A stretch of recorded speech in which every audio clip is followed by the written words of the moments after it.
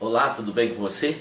Eu sou o professor Hernani, professor de História, e vou conversar com você um pouquinho, esclarecer um pouquinho, conversar um pouquinho com você sobre a Reforma e a Contra-Reforma protestante, a reforma que aconteceu em relação à Igreja Católica e o surgimento do protestantismo. Espero que que te ajude a esclarecer um pouquinho e a estudar um pouquinho, refletir um pouquinho sobre história, já que nós estamos passando por um período onde a educação não é nem um pouco valorizada, Então que isso te ajude, que a educação possa ser o caminho para um Brasil melhor, para um Brasil mais justo e mais fraterno, Então, os antecedentes dessa reforma, dessa contra-reforma, acontece justamente porque papas e imperadores estavam visando a supremacia, quer dizer, visando o poder, ou visando a busca por, nem sempre o poder mais amplo, mas um poder cultural, um poder de decisão sobre as pessoas. A igreja não abria mão de determinadas coisas, e nem os imperadores, e com isso surge um conflito, Em 1516, o Papa coloca ou entrega nas mãos régias, nas mãos do rei, a igreja francesa, o que vai depois espalhar pela Europa, que também é o caso de Portugal, como nós vimos todas as vezes que saiu uma nau nas grandes navegações, até quando chegou no Brasil, vem alguns padres,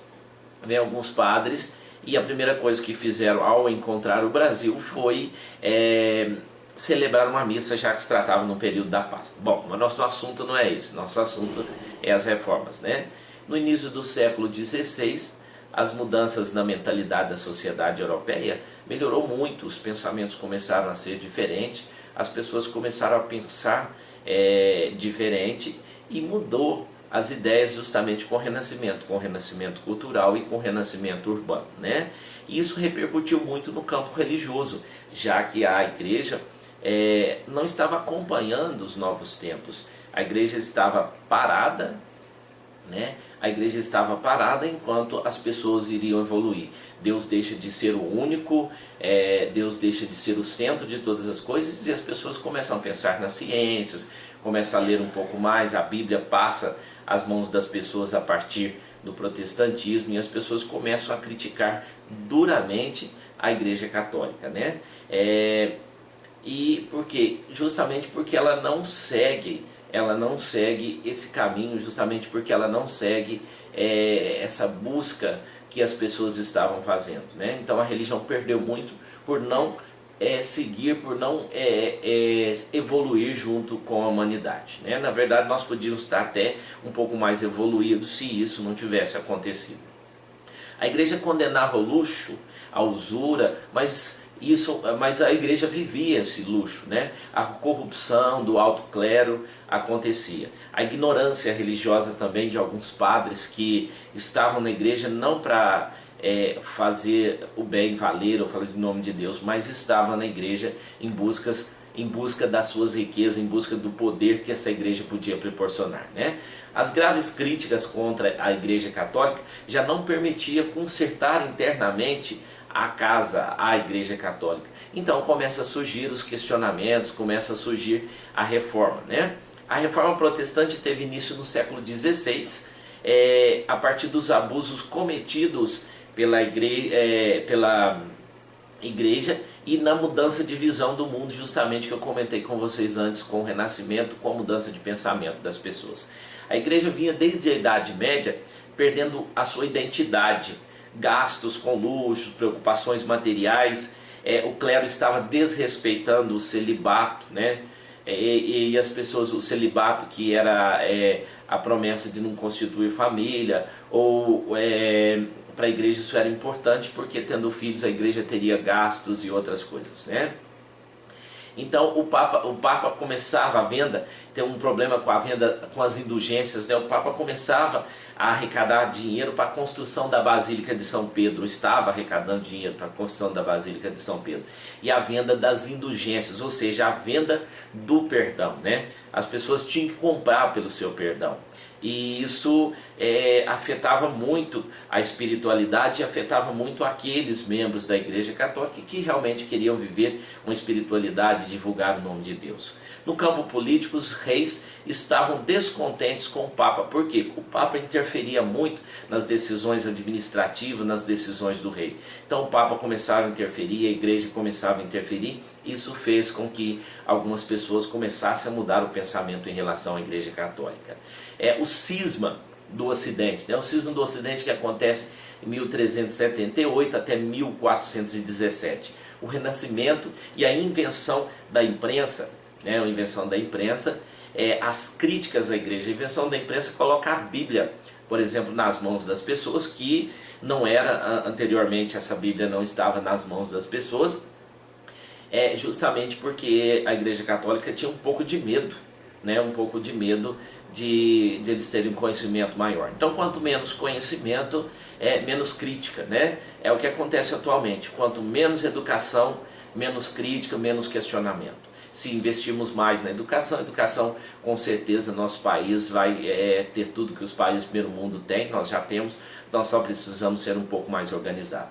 A hipocrisia do clero, a bagunça do clero, a teologia nas escolas só ensinavam coisas que eram interessantes para a igreja, só ensinavam latim e coisas que eram interessantes para a igreja, e as pessoas não tinham condições de estudar. Só os filhos da nobreza, os filhos do alto, os filhos dos senhores, daqueles que tinham dinheiro, que conseguiam estudar, enquanto os pobres mal tinham conhecimento, às vezes mal tinham o que comer, porque grande parte da fortuna ou estava na mão da igreja ou estava nas mãos da nobreza, Essas críticas serviram de base para Martim Lutero e João Calvino, que foram os precursores dessa mudança do protestantismo. As novas interpretações da Bíblia, como eu disse, com a difusão da imprensa, aumentaram o número de exemplares na mão das pessoas. E as interpretações divinas passaram a ser outras. Não era somente as interpretações da Igreja Católica, mas tinham agora as interpretações de pessoas que tinham acesso à Bíblia.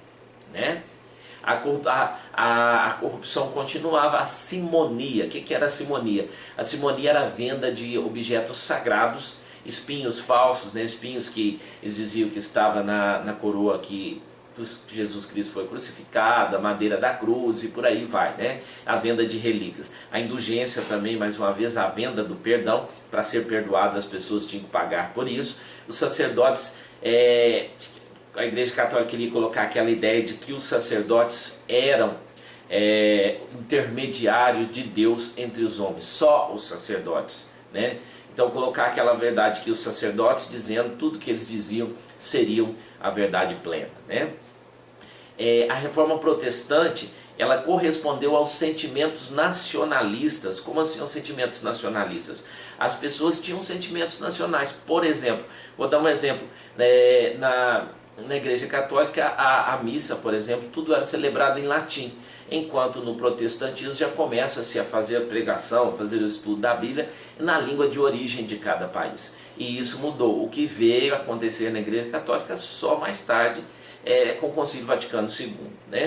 Cada estado tinha sua língua e seu povo, as suas tradições. Eles queriam ser respeitados por isso. E a igreja insistia na tese de uma igreja universal, que todos tinham que saber a língua, o latim, coisa que não acontece. Hoje mesmo, poucos padres, ou seja, só os mais antigos, sabem realmente o latim, que foi se perdendo com o tempo. A Reforma Luterana acontece na Alemanha, iniciada pelo monge Martim Lutero, agustiniano alemão. Ele nasce em 1493 e falece em 1546. O Martim Lutero fixou em 1517, na abadia do Wittenberg, suas famosas 95 teses sobre as indulgências. Eram comentários, eram críticas feitas por Martim Lutero sobre as indulgências. Lógico que ele foi afastado e excomungado mais tarde pelo Papa, mas isso abriu precedente para uma nova religião, que foi o protestantismo. A Igreja Católica deixa de ser a única igreja ou a única religião. Na França, João Calvino começou a reforma luterana no ano de 1534. De acordo com Calvino, a salvação da alma ocorria pelo trabalho justo e honesto, né? Essa ideia calvinista, ela atraiu muitos burgueses, banqueiros para o calvinismo. Isso, a burguesia, né? A burguesia que crescia precisava de um apoio, já que a Igreja Católica apoiava a nobreza, então a burguesia tem esse apoio no protestantismo, né? Muitos trabalhadores também viram nessa religião uma nova forma de ficar em paz com a sua religiosidade e justificar os seus gastos, já que a igreja, que eles estavam ganhando dinheiro, melhorando de vida, e a Igreja Católica condenava todo esse luxo sem deixar de viver o luxo, né? Calvino também defendeu a ideia da predestinação, que as pessoas nascem com a vida inteira definida, né?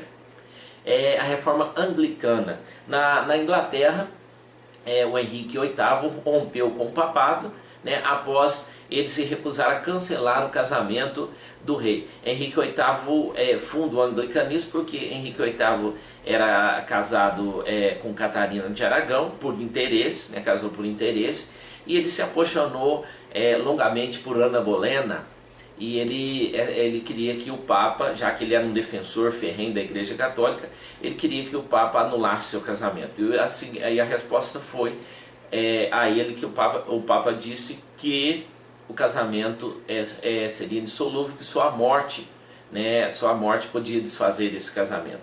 Então ele se retirou da Igreja Católica e fundou o anglicanismo. E começou a fazer uma grande mudança na Inglaterra. Começou a pegar as terras da Igreja Católica, já que a Igreja Católica chegou a ser dona de boa parte da Europa, boa parte das terras cultiváveis. Começou a pegar, distribuir para as pessoas ou juntar aos anglicanos, né? A Contra-Reforma Católica. Ficaram preocupados com o avanço do protestantismo, com a perda de fiéis. Bispos e papas se reúnem na cidade italiana de Trento, no Concílio de Trento, com o objetivo de traçar o plano das reações. Esse Concílio de Trento demorou muitos anos, né? Mas as decisões surgiram. Uma das decisões foi a catequização dos habitantes de novas terras descobertas, que aconteceu, o exemplo do Brasil, né, através da ação dos jesuítas. A retomada do Tribunal do Santo Ofício, as inquisições, né, punir e condenar os acusados de heresias. Muitas vezes não era inventado, não era bem do jeito que se passava. A criação do Index, né, livros proibidos da Igreja Católica, propagação de principalmente aquelas ideias que eram propagadas contra a Igreja Católica, né? A intolerância em muitos países europeus, as minorias religiosas foram perseguidas, muitas vezes perseguidas em guerras religiosas que ocorreram frutos do radicalismo, né, do radicalismo. A Guerra dos 30 Anos, que acontece de 1618 a 1648, por exemplo, foi uma delas. Colocou os católicos e protestantes em guerra por motivos puramente religiosos. Na França, o rei mandou assassinar milhares de calvinistas, na chamada Noite de São Bartolomeu. E foi criada a Companhia de Jesus através do Concílio de Trento. A Companhia de Jesus foi criada por Inácio de Loyola em plena Contra-Reforma. No ano de 1534, ele justamente com um grupo de estudantes e universitários de Paris fizeram votos de obediência à doutrina da Igreja Católica e foram reconhecidos pela bula papal em 1540. Os primeiros jesuítas chegam ao Brasil em 1543 com o primeiro governador, né, e criam várias ações, missões, vilas, cidades. Nós temos aí José de Anchieta, Manuel da Nóbrega, Padre Antônio Vieira, que catequiza os índios e criam vilas e missões, e fez tornar o Brasil um dos maiores países católicos do mundo, que é até hoje, né? E então era isso, um pouquinho da reforma para você refletir, Lógico que não dá para fazer um conhecimento apurado, um conhecimento assim muito vasto, mas é só para você ter uma ideia do que foi a reforma e a contra-reforma, e para você se interessar um pouquinho, fazer suas pesquisas na internet e começar a ler um pouco. A boa dica é que você leia bastante, porque a leitura abre e enobrece o homem. Ótimos estudos para você. Até a próxima.